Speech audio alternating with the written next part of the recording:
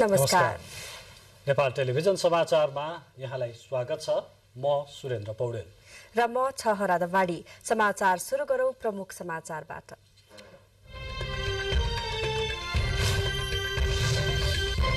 दल र उम्मेद्वारले जुलुस आमसभा गर्न पाउने गरी भोलिबाट निर्वाचन प्रचार प्रसारको दोस्रो चरण सुरु हुँदै निर्वाचनको निष्ठा र आचार संहिताको पालना गर्न आयोगको आग्रह। निर्वाचनको प्रचारमा सरकारी स्रोतको प्रयोगमा प्रतिबन्ध। मन्त्री कार्यपालिकाका पदाधिकारीले आयोगको अनुमतिमा मात्र प्रचार प्रसारमा भाग लिन पाउने। प्रधानमन्त्री शेरबहादुर देउवाले भोलिदेखि डडेलधुराबाट चुनावी अभियान सुरु गर्नुहुँदै डडेलधुराका चुनावी कार्यक्रममा प्रधानमन्त्री देउवा 4 दिन रहनुहुने। घोषणा पत्रका प्रतिबद्धताहरू नै उम्मेद्वारका मुख्य चुनावी मुद्दा। महिला सरोकारदेखि कृषि र अर्थतन्त्र सुधार गर्ने बाचा सहित उम्मेद्वारहरू मत माग्दै। उत्तर र दक्षिण कोरियाद्वारा एक अर्काको जलसीमाभित्र पर्ने गरी क्षेप्यास्त्र प्रहार। उत्तरले प्रहार गरेको 10वटा क्षेप्यास्त्रको प्रत्युत्तरमा दक्षिणले हान्यो 3वटा क्षेप्यास्त्र। र प्रधानमन्त्री कप 1 दिवसीय राष्ट्रिय क्रिकेटमा लुम्बिनी प्रदेशको विजय सुरुवात। बागमतीको तेस्रो हार। गण्डकीले कर्णालीलाई 32 रनले हरायो।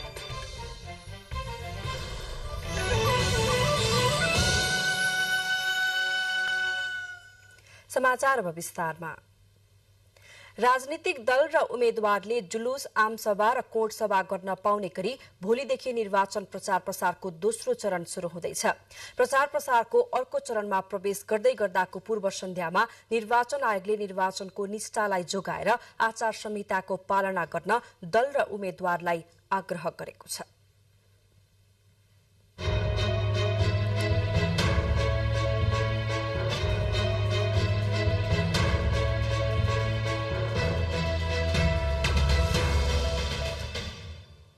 राजनीतिक दल तथा उम्मेद्वारहरूका लागि कार्तिक 17 गते अर्थात् बिहिबारदेखि निर्वाचन प्रचार प्रसारका लागि अर्को चरण शुरू भएको छ। निर्वाचन आचार संहिताका कारण आन्तरिक बैठक तथा भेटघाट मात्र गरिरहेका राजनीतिक दल तथा उम्मेद्वारले चुनावी प्रयोजनका लागि बिहिबारबाट कोणसभा तथा आमसभा गर्न पाउने भएका छन्। निर्वाचन आयोगले बुधबार पत्रकार सम्मेलनको आयोजना गरी आचार संहिताको दायराभित्र रहेर सबै प्रकारका प्रचार प्रसार गर्न छुट हुने जनाएको छ। पहिलो कुरो हामीले आफै बनाएको आचार संहिता जसलाई हामीले नैतिक र कानुनी बन्धन दुईटै भनेका छौँ, त्यो बन्धन चुडाल्ने प्रयास नगर्ने हो भने त्यसलाई सकारात्मक ढङ्गले सोच्ने हो भने राजनीतिक दल र उम्मेद्वारले त आज नै के घोषणा गरिदिए राम्रो हुन्छ भने निर्वाचन आयोग यत्रो पत्रकार सम्मेलन गरेर तल संयन्त्र बनाए, फलानालाई जिम्मेवारी दिए भनेर भनिरहेछौँ। हामी कहीँ कतै कुनै आचार संहिता उल्लङ्घनको त कुनै अंश नै छुँदैनौँ भनेर हामीले चुनौती दिएर हाम्रा सबै संयन्त्रलाई निष्क्रिय बनाइदिए भयो। के गर्ने नगर्ने कागज किन खर्च गर्नु पर्यो, किन स्पष्टीकरण सोध्नु पर्यो। पहिलो सजिलो उपाय निर्वाचन आयोगले यसरी गरिने सभा सम्मेलन तथा प्रचारका लागि भएको निर्वाचन खर्च विवरण भने मङ्सिर 19 गतेसम्म बुझाउनु पर्ने व्यवस्था गरेको छ। आयोगले उम्मेद्वारहरूको चुनावी खर्चको परीक्षण मान्यता प्राप्त लेखा परीक्षकबाट गराउने समेत जनाएको छ। कानूनी व्यवस्थालाई व्यावहारिक कार्यान्वयनका निम्ति यस पटकबाट लेखा परीक्षण गर्न लागिएको आयोगका प्रमुख आयुक्त दिनेश थपलियाले जानकारी दिनुभयो। निर्वाचन कार्यक्रम सुरु भए यता 71 जनालाई स्पष्टीकरण सोधिसकिएको भन्दै आयोगले आचार संहिताको पूर्ण पालना गर्दै निर्वाचन गतिविधि गर्न राजनीतिक दललाई निर्देशन दिएको छ। प्रमुख आयुक्त थपलियाले निर्वाचन प्रचार प्रसार तथा गतिविधिबारे अनुगमन गर्ने संयन्त्र रहेको उल्लेख गर्दै पछि गुनासो गर्नुभन्दा आचार संहितालाई अक्षरशः पालना गर्न सुझाव दिनुभयो। उहाँले संघीय र प्रदेश सरकारका मन्त्रीले चुनाव प्रचार प्रसारमा जाँदा अनुमति लिनुपर्ने नियम रहेको भन्दै अनुमति लिएर चुनाव प्रचार प्रसारमा गएकाहरूले सरकारी स्रोत साधन प्रयोग गरेको वा नगरेको निगरानी गर्ने पनि बताउनुभयो। 4 गते भन्दा अगाडि निचेका कुरा जस्तो 3 गते निचेको कुरालाई 4 गते लिन त नहोला हैन। यी अहिले भएका अर्थात् संक्षेपमा भन्दा 71 वटा जति कुरा छन् नि, कि त 25 गते त नाग्दै नाग्दैन नि।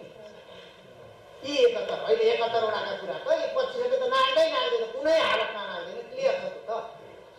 अरू अब भोलि नै आउला कि पर्सि नै आउला कि हो, अथवा फेरि सबै दल र उम्मेदवारहरू सचेत भएर चुनौती पनि दिनु कि केही नै गर्दैनौँ न, हामीबाट यस्तै उनीहरूले खालको कारवाही गरेर भन्दा त हामी केही गर्न सक्दैनौँ। फेरि हाम्रो चाहना चाहिँ त्यो नै छ। त्यसमा ती कुराहरू कमै ढङ्गले आउँछन्। निर्वाचन आयोगले आचार संहिताको पालना भए नभएको सन्दर्भमा हेर्ने गरी जिल्ला निर्वाचन आयुक्तको संयोजकत्वमा 8 सदस्यीय अनुगमन समिति गठन गरेको छ। आयोगले हरेक स्थानीय तहसम्म अनुगमनका लागि आवश्यक प्रबन्ध मिलाएको जनाएको छ। क्यामेरामा अशोक कुमार बस्नेतका साथ सलुजा दाहाल, काठमाडौँ। निर्वाचन आयोगले निर्वाचनको प्रचार प्रसारको क्रममा सरकारी सवारी साधन सहित अन्य स्रोत साधनको प्रयोग गर्न नपाइने बारेमा सबैलाई सचेत गराएको छ।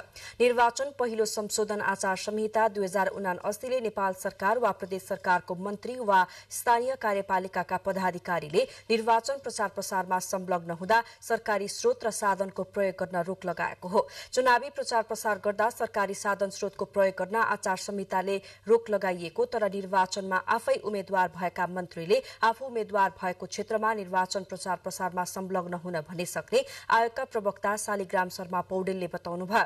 आचार संहितामा नेपाल सरकारका मन्त्रीले आयोगको सहमति लिए, त्यसरी सहमति लिएको स्थानमा सम्बन्धित राजनीतिक दलको निर्वाचन प्रचार प्रसारको काममा संलग्न हुन र प्रदेश सरकारका मन्त्रीले प्रदेश निर्वाचन कार्यालय मार्फत वा सोझै आयोगको सहमति लिए, त्यसरी सहमति लिएको सम्बन्धित प्रदेशभित्रको स्थानमा सम्बन्धित राजनीतिक दलको निर्वाचन प्रचार प्रसारको काममा संलग्न हुन सक्ने व्यवस्था छ। स्थानीय कार्यपालिकाका पदाधिकारीको हकमा भने बहाल रहेको स्थानीय तह बाहेक अन्य स्थानीय तहमा निर्वाचन प्रचार प्रसारको काममा संलग्न हुन सक्नेछन्। प्रधानमन्त्री शेरबहादुर देउवाले डडेलधुराबाट चुनावी अभियान शुरू गर्नुहुने भएको छ। लोकतान्त्रिक वाम गठबन्धनले भोलि जिल्ला सदरमुकामको बस पार्कमा आयोजना गर्ने चुनावी सभालाई सम्बोधन गर्दै प्रधानमन्त्रीले चुनावी अभियान शुरू गर्नुहुने भएको हो। निर्वाचन आयोगको कार्यतालिका अनुसार भोलिदेखि आमसभा गर्न पाइने व्यवस्था रहेकाले भोलिदेखि प्रधानमन्त्रीले आमसभा मार्फत चुनावी अभियान शुरू गर्न लाग्नु भएको नेपाली कांग्रेस डडेलधुराका सभापति भीमबहादुर साउदले जानकारी दिनुभयो।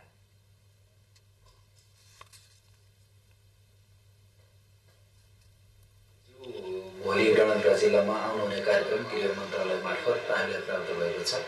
सामान्यज्यूको यो जिल्लामा रहँदा बस्दासम्मको आवश्यक सुरक्षा व्यवस्था हामीले त्रुटिरहित रूपले मिलाएका छौँ। चुनावी कार्यक्रमका लागि प्रधानमन्त्री देउवा आज धनगढ़ी पुग्नु भएको हो। उहाँले भोलिदेखि 20 गतेसम्म डडेलधुराका विभिन्न ठाउँमा हुने चुनावी सभालाई सम्बोधन गर्नुहुने कार्यक्रम रहेको छ।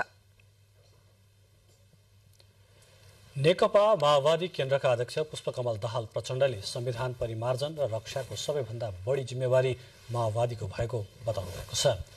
काठमाडौँमा आयोजित माओवादी केन्द्रको गोर्खा काठमाडौँ सम्पर्क मञ्चको प्रशिक्षण कार्यक्रममा अध्यक्ष प्रचण्डले संविधान अपूर्ण हुँदा राजनैतिक स्थायित्व हुन नसकेको र विभिन्न मुद्दाहरू पुरै रहेको बताउनुभयो। उहाँले माओवादीकै पहलमा मुलुकमा परिवर्तन भएको र यसलाई दिगो र समृद्ध बनाउने काम पनि माओवादीले नै गर्ने उल्लेख गर्नुभयो। लामो संघर्षपछि जारी संविधानमा संरचनागत सुधार गर्न आवश्यक भएको उहाँको भनाइ छ। र संघीय लोकतान्त्रिक गणतन्त्रको रक्षा गर्ने कुरालाई हामीले पर्याप्त जोड दिएको छ भने अर्कोतिर संरचनागत सुधार आवश्यक छ। त्यसले मात्रै देशमा वास्तविक अर्थमा राजनीतिक स्थायित्व दिन सक्छ। जनतालाई सर्वसुलभ हुने किसिमको निर्वाचन प्रणाली नहुँदा श्रमजीवी वर्ग निर्वाचनमा प्रतिस्पर्धा गर्न पनि नसक्ने देखिएको उहाँले बताउनुभयो। अध्यक्ष प्रचण्डले मुलुकको विकासका साथै आर्थिक क्रान्ति गर्न माओवादीले नेतृत्व लिने र अबको क्रान्ति शान्तिपूर्ण हुने दावी गर्नुभयो। नेकपा एमालेका अध्यक्ष केपी शर्मा ओलीले आगामी निर्वाचनमा एमालेको बहुमत नआए मुलुकमा दुर्भाग्य हुने बताउनु भएको छ। नेकपा एमाले काठमाडौँ क्षेत्र नम्बर 1 निर्वाचन परिचालन कमिटिले काठमाडौँमा आयोजना गरेको कार्यक्रममा अध्यक्ष ओलीले मुलुकलाई अघि बढाउन एमाले सुदृढ राष्ट्रिय एकल शक्तिको रूपमा आउनै पर्ने भन्दै त्यसो हुन नसके मुलुकमा दुर्भाग्य हुने बताउनु भएको हो।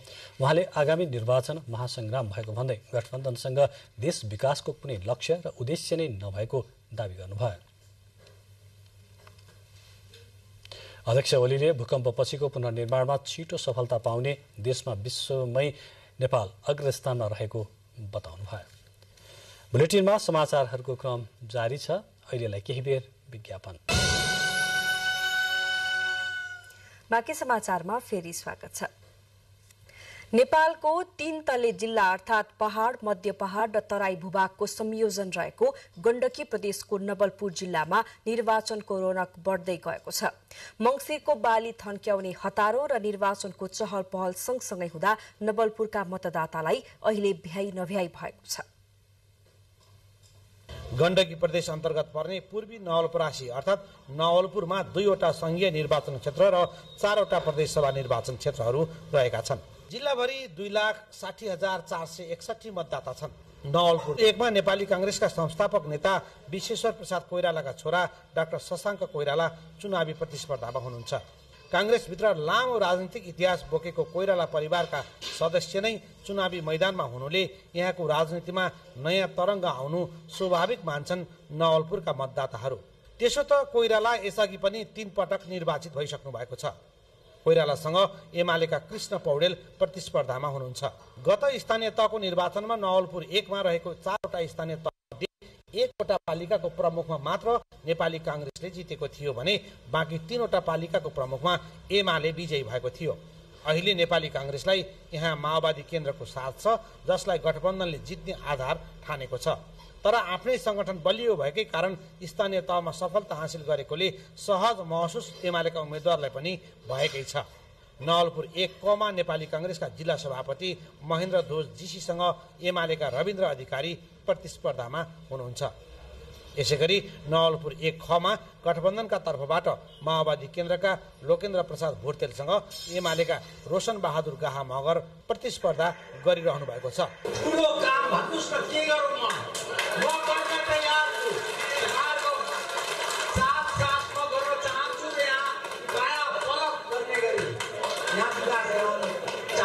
जनता खुसी हुँदा हामी पनि खुसी हुने, जनता दुखी हुँदा हामी पनि दुखी हुने, जनताका समस्यालाई समाधान गर्ने कुराको निम्ति मूलत लाग्ने कुरामा सबै जनप्रतिनिधित्व हुनुपर्छ।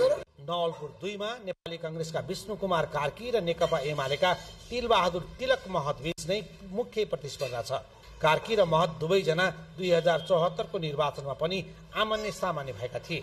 पहिले महतले जितेको भए पनि अहिले निर्वाचनको गणितमा फरक आउन सक्ने आकलनहरू मतदाताहरू गर्छन्। यसको मुख्य कारण माओवादी केन्द्र र नेपाली कांग्रेस बीचको गठबन्धन नै मानिन्छ। अझ एमालेबाट विभाजित भएको नेकपा समाजवादी पनि सत्ता साझेदार दलहरूको गठबन्धनमा नै रहनुले गठबन्धनका उम्मेद्वारहरू बलियो भएको दावी गरिएको छ। तर पहिलेको विरासत जोगाउने रणनीतिमा एमाले पनि छ।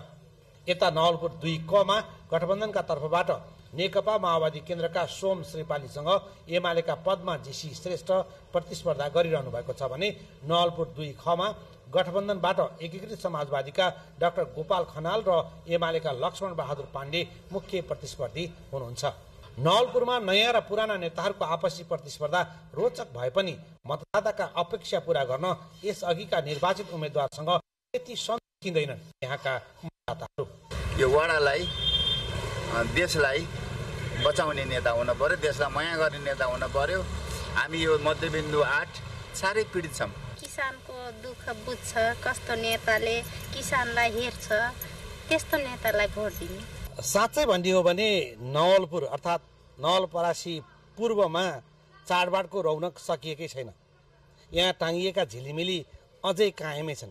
तर त्यसका बावजुद पनि मतदाता र उम्मेद्वार बीचको छलफल गाउँ गाउँमा र सहर सहरमा देखिन्छ।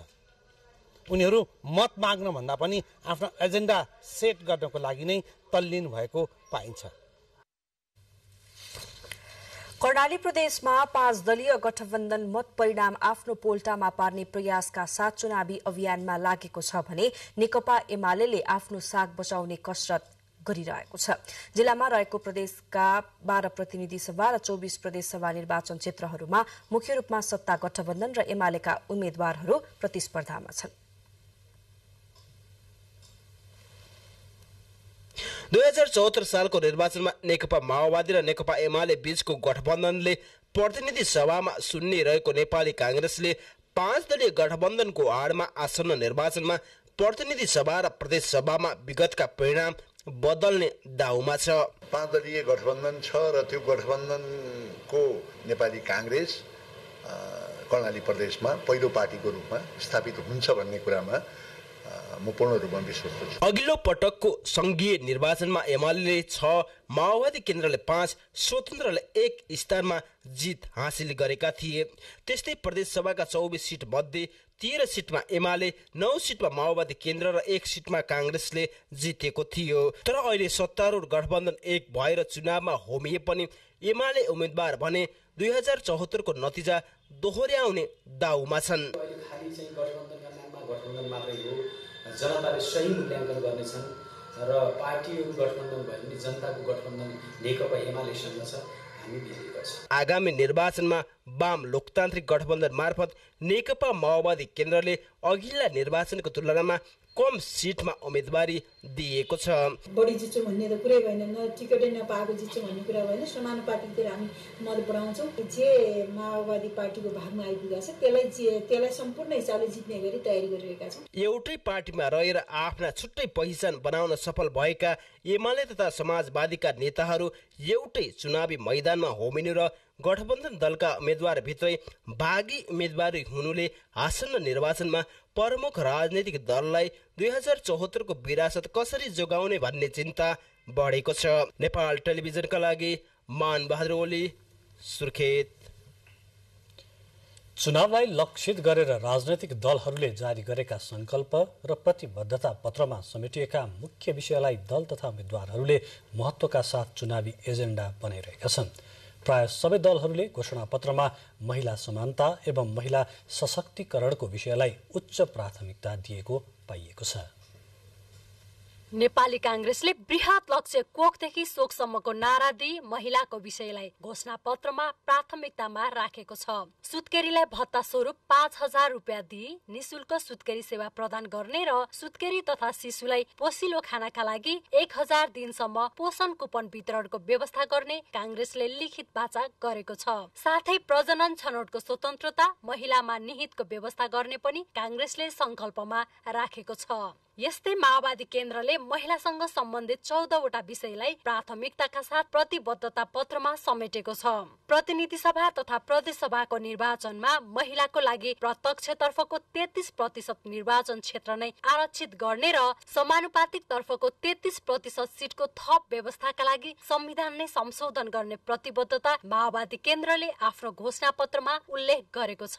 प्रत्येक पालिकामा महिला सहायता केन्द्रको स्थापना गर्ने तथा आय स्रोत कम भएका महिलालाई स्नातक तहसम्म निशुल्क अध्ययनको व्यवस्थाको अवधारणा पनि माओवादी केन्द्रले घोषणा पत्रमा समावेश गरेको छ। महिलाको पहिचान सहितको नागरिकता लगायत संविधान अनुसार समानताको अधिकार ऐन र महिला मैत्री नीति नियम बनाई लागू गर्ने योजना पनि माओवादी केन्द्रले घोषणा पत्र मार्फत अगाडि सारेको छ। त्यसैगरी नेकपा एमाले पनि महिला सहभागिता र सशक्तिकरणका लागि विशेष कार्यक्रम ल्याई संविधान प्रदत्त हकको कार्यान्वयनका लागि विशेष कार्यक्रम ल्याउने घोषणा पत्रमा उल्लेख गरेको छ। महिला उद्यमशीलता मार्फत स्वरोजगारी बढाउने तथा समान कामको समान ज्याला पाउने व्यवस्था गर्नका साथै राष्ट्रपति महिला उत्थान कार्यक्रमको प्रभावकारी कार्यान्वयन गर्ने घोषणा गरेको छ।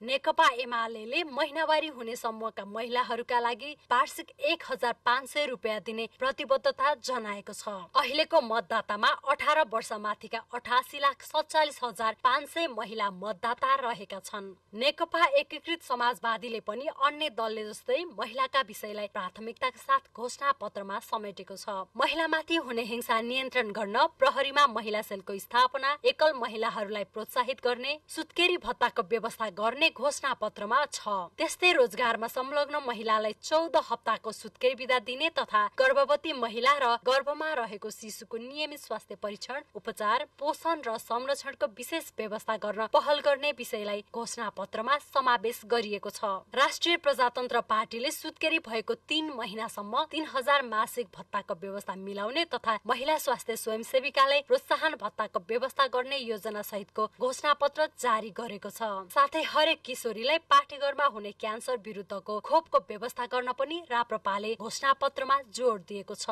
रोबिन दाहालका साथमा दिलीपा श्री अधिकारी, नेपाल टेलिभिजन। निर्वाचनलाई लक्षित गर्दै प्रमुख दलहरूले जारी गरेका घोषणापत्रमा आर्थिक समृद्धिका विषय जोडदार रूपमा उठाइएको छ। कृषि क्षेत्रको विकासका लागि आधुनिकीकरण एवं यान्त्रिकीकरण गर्ने कार्यलाई देशव्यापी रूपमा प्रभावकारी बनाउँदै रासायनिक मलको परनिर्भरता हटाउँदै कृषि उत्पादनमा आत्मनिर्भर हुने कुरालाई पनि दलहरूले जोड दिएका छन्। आसन्न निर्वाचनका लागि दलहरूले ल्याएको घोषणापत्रमा कृषिलाई प्राथमिकता दिएका छन्। नेकपा एमाले नेपालको कृषिलाई अर्थतन्त्रको मेरुदण्डको रूपमा विकास गर्ने प्रतिबद्धता जनाएको छ। कृषि क्षेत्रको विकासका लागि आधुनिकीकरण, व्यवसायीकरण र यन्त्रीकरणको अभियान देशव्यापी रूपमा सञ्चालन गर्ने योजना छ। 5 वर्षभित्र नेपाललाई खाद्य तथा पोषण सुरक्षित गरी भोकमरी मुक्त देश बनाउने उल्लेख गरेको छ। कृषकलाई समयमै सुपथ मूल्यमा मल र उन्नत बिउ उपलब्ध गराउने, सिंचाई सुविधा उपलब्ध गराउने जस्ता विषयहरूलाई मुख्य प्राथमिकतामा राखिने जनाएको छ। नेपाली कांग्रेसले खाद्यान्न उत्पादकत्वमा वृद्धि, तरकारी, फलफूल, माछामासु, दूध, मसला एवं औद्योगिक बालीमा आत्मनिर्भर, नगदे बाली र जडीबुटीको निर्यात दोब्बर, खाद्य सुरक्षा सूचकाङ्कमा प्रगति, भूउपयोग नीति अनुसार भूमिको वर्गीकरण, कृषि मल कारखाना स्थापना लगायतका कुरालाई मुख्य प्राथमिकता दिएको छ। यो सँगै कृषकले प्रत्येक वर्ष भोग्नु परिरहेको रासायनिक मलको समस्या समाधान गर्ने, निजी क्षेत्र समेतको सहभागितामा आन्तरिक उत्पादन लगायत दीर्घकालीन उपाय खोज्ने, कृषि योग्य जमिनलाई बाँझो नराख्ने तथा गैर कृषि प्रयोग गर्ने परिपाटीलाई निरुत्साहित गरिने लगायतका विषयहरू पनि कांग्रेसको घोषणापत्रमा समावेश गरिएको छ। यसैगरी नेकपा माओवादी केन्द्रले 22 बुँदामा आफ्नो कृषि सम्बन्धी अवधारणा सार्वजनिक गरेको छ। रासायनिक मल कारखानादेखि जग्गाको वैज्ञानिक भूमि सुधार र सामूहिक खेती प्रणाली सञ्चालन गर्न प्रोत्साहन दिने लगायतका विषय घोषणापत्रमा उल्लेख गरिएको छ। नेकपा एकीकृत समाजवादी पार्टीले आधुनिक कृषि र सम्पन्न किसान नारा उल्लेख गर्दै कृषिका कार्यक्रम अघि सारेको छ। रासायनिक मल प्रतिको निर्भरता हटाउँदै प्राकृतिक जैविक मल उत्पादनतर्फ किसानहरूलाई आकर्षित गराउने घोषणापत्रमा उल्लेख छ। राष्ट्रिय प्रजातन्त्र पार्टीले कृषकलाई सम्मान, उत्पादकत्व वृद्धि र पुँजी निर्माण गर्ने नारालाई आत्मसात गर्दै कृषि क्षेत्रको विकासका लागि घोषणापत्रमा समेटेको छ। साथै रासायनिक मल कारखाना बढीमा 3 वर्षभित्र स्थापना गर्ने घोषणापत्र मार्फत जनाएको छ। कृषि क्षेत्रको आधुनिकीकरण, यान्त्रीकरण, व्यवसायीकरण, बजारीकरण गर्दै कृषि व्यापार घाटा शून्यमा झारेर उत्पादनमा आत्मनिर्भर कायम गर्ने जस्ता विषयलाई प्राय सबै राजनीतिक दलले घोषणापत्रमा समावेश गरेका छन्। समाचारहरूको क्रम जारी नै छन्। अहिलेलाई फेरि केही बेर विज्ञापनको पालो। बाँकी समाचारमा फेरि स्वागत छ। निर्वाचन आयोगका प्रमुख निर्वाचन आयुक्त दिनेश कुमार थपलियाले आसन्न प्रतिनिधि सभा र प्रदेशसभा सदस्य निर्वाचनको पर्यवेक्षण गर्न जापानलाई आग्रह गर्नुभएको छ। नेपालका लागि जापानी राजदूत युताका केकुतासँगको भेटका क्रममा प्रमुख आयुक्त थपलियाले निर्वाचनको पर्यवेक्षणका लागि आग्रह गर्नुभएको हो। सो भेटमा नेपाल र जापानको निर्वाचन प्रणाली, दुई देशको निर्वाचन सम्बन्धी अनुभव आदान प्रदान र सहकार्य सम्बन्धमा छलफल भएको आयोगले जनाएको छ। आगामी मंसिर 4 गते हुने प्रतिनिधि तथा प्रदेशसभा सदस्य निर्वाचनका लागि हुने निर्वाचन आउन अब 18 दिन मात्र बाँकी छ। निर्वाचनको मिति नजिकिँदै गर्दा आयोगले मतपत्र छाप्नेदेखि मतपत्र विभिन्न जिल्लाहरूमा पनि पठाइरहेको छ। आगामी मंसिर 4 गते प्रतिनिधि सभा तथा प्रदेशसभा सदस्यका लागि निर्वाचन हुँदैछ। निर्वाचन सकिएसँगै दलीय सहमति जुटाउँदै मतदान सकिएको भोलिपल्ट अर्थात् मंसिर 5 गतेबाट नै मतगणना गर्ने तयारी आयोगले गरेको हो, जसमा आयोगले प्रतिनिधि सभा सदस्यतर्फको मतगणना पहिले गर्ने भएको छ। यदि मतगणनाका क्रममा कुनै विवाद नभए मतगणना सुरु गरेको 2 दिनभित्र प्रतिनिधि सभा सदस्यतर्फको मत परिणाम सार्वजनिक गर्ने तयारी आएको छ। मतगणना स्थललाई चाहिने आवश्यक यो अनुसूची फारमहरू तथा अन्य बजेट व्यवस्था पनि अब आयोगले अब कतिपय पठाइसकेका छ, कतिपय पठाउने तयारीमा छ र मतपेटिकाहरू प्राप्त भइसकेपछि राजनीतिक दलहरूको सहमतिमा एउटा निश्चित समय मिति र स्थानमा चाहिँ मतगणना प्रारम्भ हुन्छ र यहाँहरूलाई लाग्न सक्छ स्थानीय तहमा निकै प्रतीक्षा गरेर परिणामहरू प्राप्त भएको थिए। अब अहिलेको निर्वाचनमा चाहिँ 4 छुट्टा छुट्टै मतपत्र र सबभन्दा पहिला यो इन्टेन्सिटी अफ द भोटर्स अथवा धेरैको रुचि चाहना चाहिँ प्रतिनिधि सभाको यो उम्मेदवारको अथवा प्रत्यक्ष अथवा पहिले हुने निर्वाचित हुने निर्वाचन प्रणालीतर्फको मतगणना चाहिँ चाँडो जान्न चाहने चाहना भए अनुसार उहाँहरूको चाहिँ मतगणना हामीले सम्भवतः 4 गते बेलुका अथवा 5 गते बिहानबाट प्रारम्भ हुन्छ र धेरैजसो स्थानहरूको बेलुकासम्म अथवा 6 गते मध्याह अपराह्नसम्म त आइसकेको हुनेछ। प्रतिनिधि सभातर्फ 165 सदस्यका लागि निर्वाचन हुँदैछ। त्यस्तै आयोगले प्रतिनिधि सभाको मत परिणाम आएपछि मात्र प्रदेशसभा सदस्य र समानुपातिक तर्फको मतगणना गर्ने भएको छ। प्रदेशसभातर्फ 330 सदस्यका लागि निर्वाचन हुँदैछ। विगतको निर्वाचनमा पनि समानुपातिक तर्फको मतगणना अन्तिममा र सबैभन्दा ढिला भएको थियो। तर यसपटक समानुपातिक तर्फको मतगणनालाई पनि छिटो सक्ने गरी काम भइरहेको आयोगले जनाएको छ। प्रदेशसभातर्फको उम्मेदवारको गन्न चाहने चाहिँ प्रवृत्ति हुन्छ अथवा त्यो उहाँहरूको ट्रेन्ड त्यस्तो देखिया त विगतमा पनि। त्यसपछि समानुपातिक निर्वाचन प्रणाली त्यसमा चाहिँ अब यो ढिलो नहोस् भन्ने कुरामा हामी सबै सचेत हुनुपर्दछ। 2074 सालको निर्वाचन मङ्सिर 10 र 21 दुई चरणमा सम्पन्न भएको थियो। निर्वाचन सम्पन्न भएको झण्डै 3 महिनापछि मात्र आयोगले राष्ट्रपति समक्ष निर्वाचनको मत परिणाम बुझाएको थियो। निर्वाचनको मत परिणाम बुझाएपछि मात्र नयाँ सरकार गठन प्रक्रिया सुरु हुन्छ। त्यसैले आगामी मङ्सिर 4 गते हुने निर्वाचनको मत परिणाम चाँडै सार्वजनिक गर्ने आयोगको तयारी छ। आगामी मङ्सिर 4 गते हुने निर्वाचनका लागि निर्वाचन क्षेत्रहरूमा निर्वाचन सामग्री पुग्ने क्रम बढेको छ। अर्घाखाँची जिल्लामा मतपत्र पुग्ने क्रम शुरू भएको छ। संघ प्रदेशका लागि समानुपातिक तर्फको मतपत्र प्राप्त भइसकेको र प्रत्यक्षतर्फ 1-2 दिनमै मतपत्र आइसक्ने जिल्ला न्यायाधीश तथा मुख्य निर्वाचन अधिकृत डाक्टर श्रीकृष्ण भट्टराईले जानकारी दिनुभयो। अर्घाखाँचीमा महिला पुरुष गरी 1,63,678 मतदाता रहेका छन् भने 97 वटा स्थानमा 202 वटा केन्द्रहरूमा मतदान हुने कार्यक्रम तय गरिएको छ। आगामी मङ्सिर 4 गतेको प्रतिनिधि सभा र प्रदेशसभा सदस्य निर्वाचनलाई लक्षित गरी लुम्बिनी प्रदेश स्तरीय सुरक्षा बैठक बुटवलमा शुरू भएको छ। प्रदेशका 12वटै जिल्लाका विभिन्न सुरक्षा निकायका प्रमुख र प्रतिनिधि तथा प्रमुख जिल्ला अधिकारीहरूको सहभागिता रहेको बैठकको उद्घाटन गर्नुहुँदै गृहमन्त्री बालकृष्ण खाँडले आगामी निर्वाचन शान्तिपूर्ण रूपमा सम्पन्न हुने विश्वास व्यक्त गर्नुभयो। गृहमन्त्री खाँडले नागरिकको जीवन रक्षा गर्नु सरकारको पहिलो दायित्व भएको बताउनुहुँदै नागरिकको सुरक्षा र सम्पत्तिको रक्षाका लागि सरकार सधैँ प्रतिबद्ध रहेको उल्लेख गर्नुभयो। का लागि हामीले हातेमालो गर्दै अगाडि बढ्नु परेको छ। यो क्रममा सबैको भूमिका सरकारले बडो सहजतापूर्वकै स्वीकार गरिरहेको छ भन्ने पनि आग्रह गर्न चाहन्छु। सुरक्षा बैठकमा प्रदेशको सुरक्षा अवस्था र आगामी निर्वाचनबारे छलफल गरिएको छ। निर्वाचन बहिष्कार गर्दै बिथुल्ने खालका गतिविधि नियन्त्रणका विषयमा पनि छलफल हुने सहभागीहरूले बताएका छन्। ललितपुर जिल्लाको क्षेत्र नम्बर 3 बाट प्रतिनिधि सभा सदस्यमा उम्मेदवारी दिनुभएकी ऊर्जा मन्त्री तथा नेकपा माओवादी केन्द्रकी नेत्री पम्फा भूषालले आफ्नो राजनैतिक प्रतिबद्धता पत्र सार्वजनिक गर्नुभएको छ। वाम लोकतान्त्रिक गठबन्धनका तर्फबाट तयार पारिएको प्रतिबद्धता पत्र पढेर सुनाउँदै नेत्री भूषालले ललितपुरलाई पर्यटनमा आधारित अर्थतन्त्रलाई जोड दिँदै ऐतिहासिक सम्पदाको संरक्षण तथा प्रवर्धन गरी सबै युवालाई स्वरोजगारको व्यवस्था गर्ने र ललितपुरलाई सुन्दर नगर बनाउने बताउनुभयो। अबको भिजन गुणस्तरीय जीवन भन्ने मूल नाराका साथ तयार पारिएको प्रतिबद्धता पत्रमा हरेक नेपालीको आत्मसम्मान, स्वाभिमान र समृद्धिप्रति उत्तरदायी भई जनताको हितका लागि खानेपानी, सडक पूर्वाधार, कृषि क्षेत्रको विकास गर्ने कुरा उल्लेख गरिएको छ।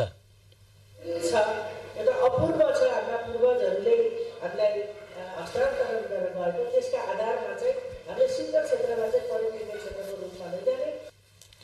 कार्यक्रममा ललितपुर क्षेत्र नम्बर 3-1 का प्रदेशसभा सदस्य राजकाजी महर्जन, क्षेत्र नम्बर 3-2 का प्रदेशसभा सदस्य जितेन्द्र कुमार श्रेष्ठले पनि कार्ययोजनाका बारेमा जानकारी गराउनु भएको थियो। नेपाली कांग्रेसका प्रवक्ता डाक्टर प्रकाश शरण महतले सार्वभौम सत्ता, लोकतन्त्र र सामाजिक न्यायका लागि आगामी मङ्सिर 4 गते हुने निर्वाचन सफल बनाउनु पर्ने बताउनु भएको छ। पोखरामा नेपाल प्रेस युनियन कास्कीले आयोजना गरेको पत्रकार भेटघाटमा प्रवक्ता डाक्टर महतले संविधानको रक्षा र जनताको भावना अनुसार काम गर्नका लागि गठबन्धन गरी अघि बढ्नु परेको धारणा राख्नुभयो। अहिलेको गठबन्धन चुनावपछि पनि जारी रहने भएकोले सोही अनुसार सिट बाँडफाँड गरी अघि बढ्ने उहाँले बताउनुभयो।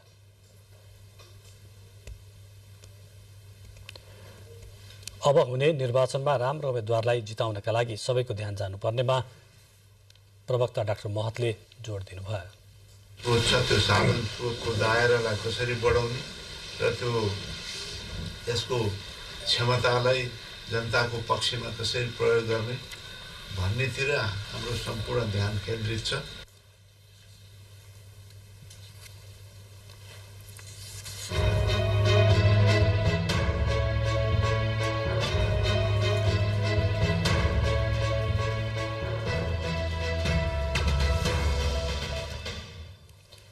तपाईँ यति बेला बेलुकी 8 बजेको नेपाल टेलिभिजन समाचार हेर्दै हुनुहुन्छ। बुलेटिनमा अब प्रमुख समाचार पुनः एकपटक। दल र उम्मेद्वारले जुलुस आमसभा गर्न पाउने गरी भोलिबाट निर्वाचन प्रचार प्रसारको दोस्रो चरण सुरु हुँदै निर्वाचनको निष्ठा र आचार संहिताको पालना गर्न आयोगको आग्रह। निर्वाचनको प्रचारमा सरकारी स्रोतको प्रयोगमा प्रतिबन्ध। मन्त्री कार्यपालिकाका पदाधिकारीले आयोगको अनुमतिमा मात्र प्रचार प्रसारमा भाग लिन पाउने। प्रधानमन्त्री शेरबहादुर देउवाले भोलिदेखि डडेलधुराबाट चुनावी अभियान सुरु गर्नुहुँदै डडेलधुराका चुनावी कार्यक्रममा प्रधानमन्त्री देउवा 4 दिन रहनुहुने। घोषणा पत्रका प्रतिबद्धताहरू नै उम्मेद्वारका मुख्य चुनावी मुद्दा। महिला सरकारदेखि कृषि र अर्थतन्त्र सुधार गर्ने बाचासहित उम्मेद्वारहरू मत माग्दै। उत्तर र दक्षिण कोरियाद्वारा एक अर्काको जलसीमा भित्र पर्ने गरी क्षेप्यास्त्र प्रहार। उत्तरले प्रहार गरेको 10वटा क्षेप्यास्त्रको प्रत्युत्तरमा दक्षिणले हान्यो 3वटा क्षेप्यास्त्र। र प्रधानमन्त्री कप 1 दिवसीय राष्ट्रिय क्रिकेटमा लुम्बिनी प्रदेशको विजयी सुरुवात। गण्डकीको तेस्रो हार। गण्डकीले कर्णालीलाई 32 रनले हरायो। अब बाँकी समाचार। डुम्रे बेसी शहर सड़क अन्तर्गत लमजुङको उदयपुर पहिरोमा अस्थायी सड़क निर्माण हुने भएको छ। निर्वाचनका बेला यातायात चहल पहल बढ़ी हुने भन्दै सहजताका लागि अस्थायी सड़क निर्माण गर्न लागि हो। उदयपुर पहिरोका कारण वैकल्पिक सड़क प्रयोग हुँदै आएकोमा यातायात सेवामा शास्ति भएको भन्दै सोही ठाउँका अस्थायी व्यवस्थापन गरी सड़क सुचारू गर्न लागि लमजुङका प्रमुख जिल्लाधिकारी सुशील वैद्यले बताउनुभयो।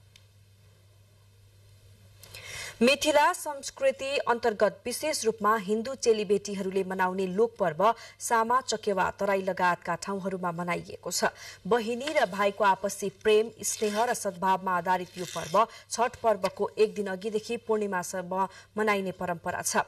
दिदी बहिनीले आफ्ना दाजुभाइको दीर्घायु, सुस्वास्थ्य र प्रगतिको कामना गर्दै मनाउने सामा चकेवा पर्व मनाउने गरिएको छ। यो पर्वका अवसरमा हरेक घर आँगनमा परम्परागत गीत गाउँदै हातमा डालो लिई रातिको समयमा समूहमा महिला र चेलीबेटीहरू शक्तिपीठको परिसरमा सामा चकेवा खेल्ने गर्दछन्।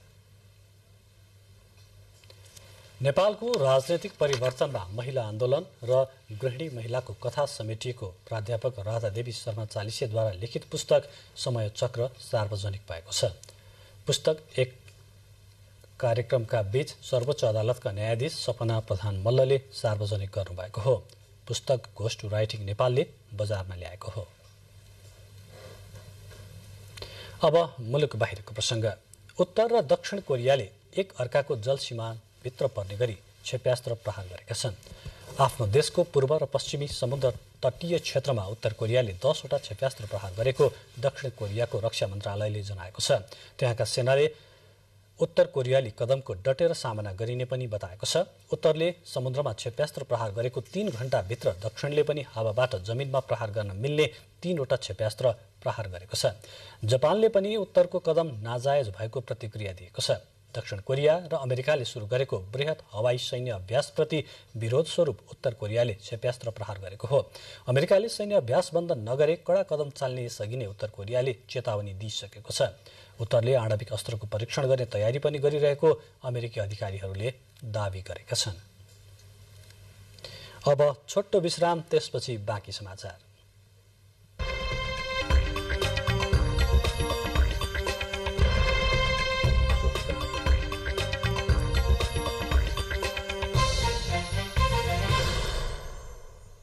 अब आर्थिक समाचार। चुनावी माहौल सुरु भएदेखि शेयर बजारमा पनि सकारात्मक परिवर्तन हुन थालेको छ। बैंकिङ प्रणालीमा तरलता अभाव बढ्न थालेपछि घटेको शेयर बजारमा सुधार आउँदा लगानीकर्ता आशावादी बनेका छन्। चुनावपछि दिगो सरकार बन्ने र धितोपत्र लगानी नीतिमा सकारात्मक परिवर्तन आउने आकलन गर्दै लगानीकर्ताहरू आशावादी हुँदा शेयर बजारमा सकारात्मक परिवर्तन आएको लगानीकर्ताको भनाइ छ। बुधबार शेयर बजार 7.32 अङ्कले बढेको छ। मंगलबार पनि शेयर बजार 56 अङ्कले बढेको थियो। अक्टोबर 1 मा 1800 बिन्दुको हाराहारीमा रहेको शेयर बजार अहिले बढेर 1900 भन्दा माथि पुगेको छ। बजार बढ्न थालेपछि लगानीकर्ताको स्थिर मनोविज्ञानमा परिवर्तन हुन थालेको छ। त्यस्तै पछिल्लो समय बढेको विप्रेषणका कारण पनि त्यसको प्रभाव शेयर बजारमा परेको हुन सक्ने लगानीकर्ताको बुझाइ छ। अब आउने सरकार त 5 वर्षको लागि होला भन्ने हुन्छ हैन। अब कोलिसन गभर्नमेन्ट आउँछ, यसमा हङ गभर्नमेन्ट भन्छ, कोलिसन गभर्नमेन्ट आउँछ, शंका छैन यसमा। अब त्यो गभर्नमेन्ट आएपछि पनि एउटा निकास निस्केला। अनि अर्को कुरा के भन्दाखेरि अब प्राय जसो शेयर बजार सम्बन्धी सुधारको कार्यक्रमहरू जस्तै ब्रोकर लाइसेन्स, बैंकलाई, व्यक्तिगतलाई हैन कमिसन कम गराउने कुराहरू, एनआरएन भित्र आउने, विदेशमा जाने युवाहरूलाई 10% रिजर्भेसन दिने, फरेन करेन्सीमा पठायो भने यो सबै कुराहरू पाइपलाइनमा छ। बैंकिङ प्रणालीमा अझै पनि तरलता अभाव कायमै छ। तरलता अभावका कारण लगानी गर्ने रकम नहुँदा शेयर बजारमा पनि लगातार गिरावट आइरहेको थियो। चुनावले खर्च बढाउने र खर्च गरिएको रकम बैंकिङ प्रणालीमा आउने आशामा बजारमा सकारात्मक परिवर्तन आएको नेपाल स्टक एक्सचेन्जका सूचना अधिकारी मुरारी पराजुली बताउनुहुन्छ। चुनावी माहौल छ, बजारमा पनि अलिकति चाहिँ कारोबार बढेको जस्तो, इन्डेक्स बढेको जस्तो देखिन्छ। तर हामीलाई चाहिँ 1-2 दिनकै मुभमेन्टबाट चाहिँ निष्कर्षमा पुगिहाल्न चाहिँ अलि हतार हुन्छ। केही लगानीकर्तालाई लाग्न सक्छ यो निकै तल आइसक्यो, निकै सस्तो भइसक्यो, अब त किन्ने बेला हो भन्ने लाग्न सक्छ। त्यही भएर उनीहरूले किन्न थाल्यो भने चाहिँ फेरि त्यसले चाहिँ डिमान्ड क्रिएट गर्नुभयो, अनि त्यो डिमान्डले चाहिँ मार्केट बढाएको चाहिँ हुनसक्छ। भोल्युमको हिसाबले पनि भन्नाले चाहिँ कारोबार रकमकै हिसाबले पनि र इन्डेक्सकै हिसाबले पनि। शेयर बजारले सकारात्मक गति लिएसँगै शेयर किन्न आकर्षित हुन थालेपछि यो साताको सुरुवातदेखि नै नेप्सेमा निरन्तर सुधार भइरहेको छ। क्यामेरामा प्रकाश महतका साथमा कमला अरियाल, नेपाल टेलिभिजन, काठमाडौँ। आर्थिक समाचारपछि अब खेलकुद समाचार।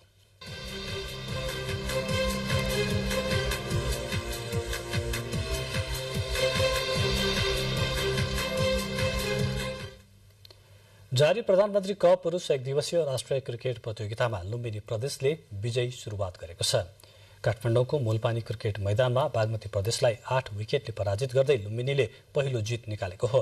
खेलमा पहिले ब्याटिङ गरेको बागमती सबै विकेट गुमाएर 154 रनमा समेटिएको थियो। बलिङमा लुम्बिनीका अनिल खरेलले 4 विकेट लिए। लुम्बिनी प्रदेशले 155 रनको लक्ष्य 2 विकेट गुमाएर पूरा गर्यो। लुम्बिनीका कप्तान देव खनालले सर्वाधिक 77 रन बनाएका थिए। पराजित बागमतीको यो लगातार तेस्रो हार हो। आजै कीर्तिपुरमा भएको अर्को खेलमा गण्डकी प्रदेशले कर्णाली प्रदेशलाई 32 रनले हराउँदै लगातार दोस्रो जित निकालेको छ। त्रिवी क्रिकेट मैदानमा टस हारेर पहिले ब्याटिङ गरेको गण्डकी प्रदेशले 50 ओभरमा 9 विकेट गुमाएर 208 रन बनाएको थियो। गण्डकीका लागि अभिषेक बस्नेतले 51 रनको अर्धशतकीय पारी खेले। 209 रनको लक्ष्यसहित जवाफी ब्याटिङ गरेको कर्णाली 47 ओभरमा अल आउट हुँदै 176 रनमा समेटियो। यो जितसँगै गण्डकीले 2 खेलबाट 4 अङ्क बनाएको छ। आउँदो मंसिर 4 गते हुने प्रतिनिधि सभा र प्रदेशसभा सदस्य निर्वाचनका लागि घोषणापत्र सार्वजनिक गरेका राजनीतिक दलहरूले आफ्नो घोषणापत्रमा खेल क्षेत्रलाई पनि समेटेका छन्। अन्य एजेन्डाको तुलनामा कम प्राथमिकतासहित समेटिएको खेल क्षेत्र लक्षित योजना र प्रतिबद्धताबाट खेल क्षेत्र भने उत्साहित हुन सकिरहेको छैन। सत्तारूढ़ दल नेपाली कांग्रेसको 52 पृष्ठ लामो संकल्प पत्रमा उदयमान खेलाडी र व्यावसायिक खेलाडीमा व्यापक लगानी गर्ने लक्ष्य राख्दै खेल पूर्वाधार विकासबारे उल्लेख गरिएको छ। कांग्रेसको व्यवस्थापकीय संरचनालाई अन्तर्राष्ट्रिय मापदण्ड बमोजिम सुधार गरी खेलाडीहरूको भविष्य सुनिश्चित गर्दै खेल प्रशिक्षक, खेल पदाधिकारी, खेलकर्मी र खेल पत्रकारितालाई उच्च प्राथमिकतामा राख्ने आफ्नो संकल्प पत्रमा उल्लेख गरेको छ। अर्को सत्तारूढ़ घटक नेकपा माओवादी केन्द्रले 82 पेजको प्रतिबद्धता पत्र जारी गर्दा युवा तथा खेलकुदका लागि 2 पेज छुट्याएको छ, जहाँ खेलकुदको विकासलाई थोरै भए पनि जोड दिएको छ। त्यसैगरी नेकपा एकीकृत समाजवादी दलले पुरस्कार र कदर पत्रको आश्वासनमा खेलकुद क्षेत्रलाई समेटेको छ। नेकपा एमाले आफ्नो घोषणा पत्रमा ठूला तथा अन्तर्राष्ट्रिय प्रतियोगिताका लागि खेलाडीलाई सक्षम बनाउने बुँदाहरू उल्लेख गरेको छ। घोषणा पत्रमा राष्ट्रिय एकता र अन्तर्राष्ट्रिय प्रतिष्ठा र मित्रता अभिवृद्ध गर्न नेपालको खेल जगतलाई नयाँ उचाइमा पुर्याउने विषयलाई समेटिएको छ। त्यसैगरी राष्ट्रिय प्रजातन्त्र पार्टीले खेलकुद पूर्वाधारलाई जोड दिँदै घोषणापत्रमा एक पालिका एक खेल मैदानको नारा अघि सारेको छ। अन्य राजनैतिक दलहरूले पनि आफ्नो चुनावी प्रतिबद्धतामा खेल क्षेत्रलाई थोरै भए पनि समेटेका छन्। तर स्पष्ट नीति र योजना बिना घोषणापत्रमा समेटिएका विषयले पूर्णता पाउनेमा भने खेल क्षेत्र सम्बन्धितहरू त्यति उत्साहित छैनन्। प्रियालक्ष्मी कार्की, नेपाल टेलिभिजन।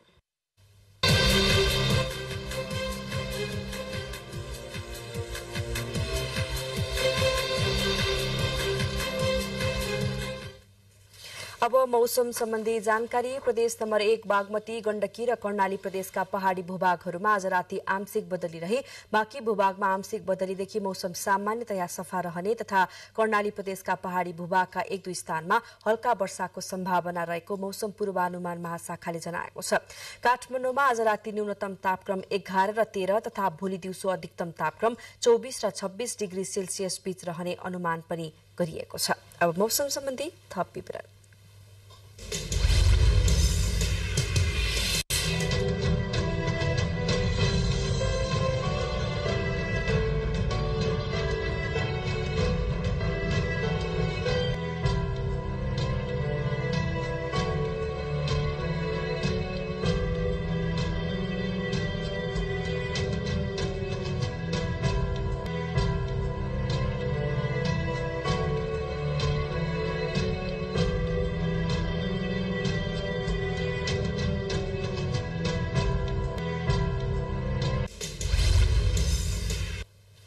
बुलेटिनको अन्त्यमा प्रमुख समाचार फेरि एकपटक।